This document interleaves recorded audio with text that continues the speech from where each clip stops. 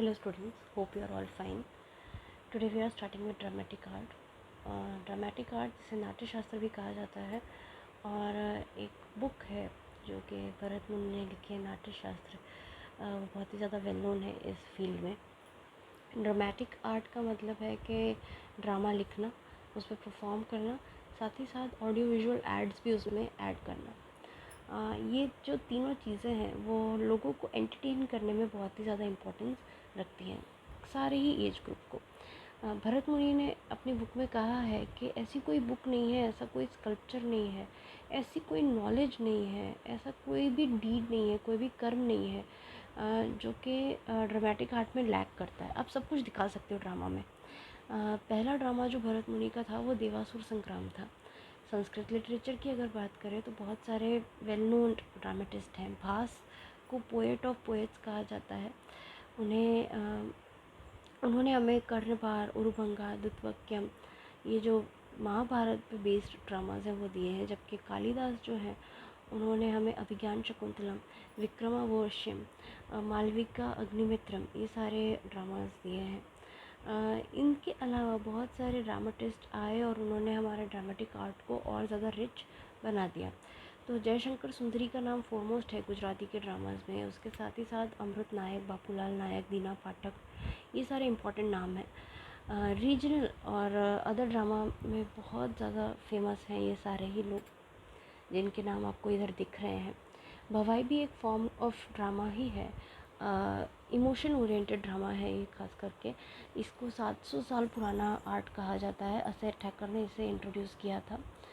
Solanki era के time में इसे प्रमोट किया गया। इसको कुछ कर्टन्स के साथ रोड पे या फिर सोसाइटी के गेट्स पे परफॉर्म किया जाता है। कैरेक्टर यहाँ पे रामदेव, झंडा-झूलन का जोड़ा, ये सारे मेन कैरेक्टर्स रहते हैं। भवाई का थीम होता है सोशल वाइसेस, मतलब जो सोसाइटी में बुराइयां हैं उन्हें इंक्लूड करना। यहाँ पे कैरेक्टर्स जो है वो रंगला रंगली रहते हैं, जो कि girl education, save the girl child, इन सब के लिए ज़्यादा फेमस है।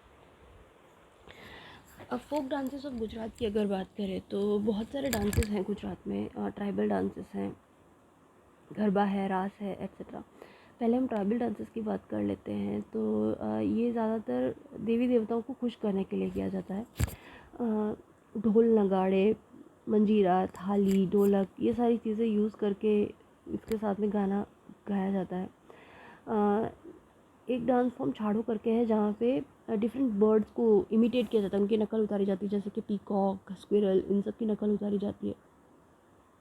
मालिनो छालो और टकरायो छालो ये डांग डिस्ट्रिक्ट में देखे जाते हैं। जबकि टिप्पणी डांस को लेबरर का डांस भी कहा जाता है। 1 मार्क क्वेश्चन के हिसाब से इंपॉर्टेंट है ये सारी चीज़ें। लेबरर डांस जो है वो भील कम्युनिटी और कोली कम्युनिटी के डांसर्स परफॉर्म करते हैं थिक स्टिक्स के ऊपर, जो स्मॉल स्टिक्स से जॉइन होती हैं। ग्राउंड पे रखी जाती है ये स्टिक, ठीक है। गरबा की अगर बात करें तो ये तो फेमस है, हमें पता है।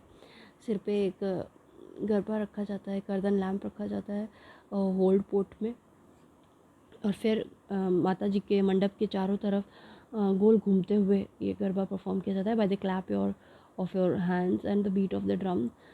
गुजराती पोइट्री को भी गरबा कहा जाता है। गरबी जो कृष्ण भक्ति से रिलेटेड है। गुजराती पोएट दयाराम ने बहुत सारे गुजराती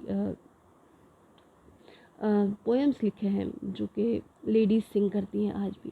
रास को भी अगेन गरबा का एक फॉर्म है। यहाँ पे लॉर्ड कृष्णा की कहानी रास लीला नरसिंह मेहता जो बताते हैं। रास जो है वो गुजरात में नवरात्रि के टाइम पे ज़्यादातर परफॉर्म किया जाता है। कुछ लोग रास को अर्थन पॉट के साथ भी करते हैं, शादियों में एक्सेट्रा भी करते हैं, जन्माष्टमी के फेस्टिवल के टाइम भी करते हैं। विमेन जो है वो चनिया चोली पहनती हैं और मैन केडियू और धोती पहनते हैं।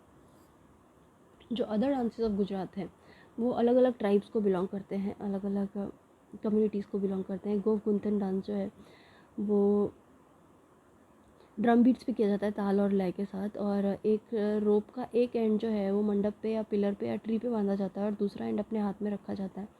और साथ ही सर्कल में ये डांस किया जाता है ताकि ये रोप की प्लेट जैसे कि बन जाए, जिसे गुंथन कहा जाता है, और ये क्रिपर लाइक फॉर्मेशन हो जाता है। तो इसीलिए as they make open and close the plate, this dance style is known as Gof Gunthan dance. Dhamal dance of Siddi ये ज़्यादातर गिर एरिया में जो लोग रहते हैं, जो कि ओरिजिनली अफ्रीका को बिलोंग करते थे, वो मशीरा मतलब एक कोकोनट का शेल रहता है जिसमें अर्दन लैम्प रहता है, उसे स्ट्राइक करते हुए ये डांस किया जाता है। पिकॉक के फेदर्स पहने जाते हैं और साथ ही हो करके एक लो पिच में आवाज़ निकाला जाता है। वो ज़्यादातर एनिमल और बर्ड्स को इमिटेट करते हैं। मेरायो डांस बनासकांठा के स्टेपवेल रीजन में बहुत फेमस है।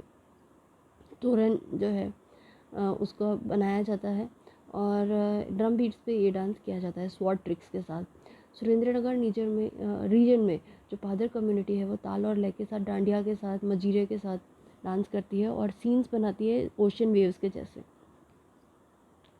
तो इसीलिए इसे पादर डांस कहते हैं। कोलीज जो अपना डांस परफॉर्म्स करती हैं मदरिसो और कलरफुल क्लोथ सिर पे बांधने के, जिसे हम पगड़ी कहते हैं, और वैसे ही सेम वे में मेल डांस जो सौराष्ट्र का है। तो इस तरह से ये अलग अलग डांसेस जो हैं वो हमारे इंडिया में, हमारे गुजरात में बहुत ज़्यादा फेमस है, अलग अलग कम्युनिटीज़ को बिलोंग करते हैं। So there is a diversification in everything including dance as well. So here we complete our chapter and we will continue with the next one in the next lecture. So taking your leave, take care, bye bye.